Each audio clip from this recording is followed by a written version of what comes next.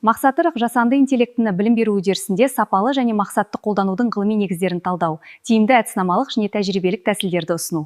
Міндеттері: жасанды интеллектінің білім беру үдерісінде рөлін анықтау, жасанды интеллектіні қолданудың педагогикалық және эстетикалық қағидаттары. Тәжірибе көрсеткендей, жасанды интеллект құралдары оқу сапасын арттыруға және жеке оқыту траекториясын қалыптастыруға ықпал етеді. Мысалы, ағылшын тілі пәнінде жасанды интеллект арқылы эссе құрылымын талдауға арналған қосымшалар Grammarly, Scribr жасанды интеллектілері. Информатика пәнінде код жазуды үйретуге тиімді нәтиже берген жасанды интеллект құралдары OpenAI, ChatGPT, Reply, Gamma. Цифрлық білім беру және ЖИ бөлімінің 2026 жылға жоспарланған жобалары мен іс-шаралары.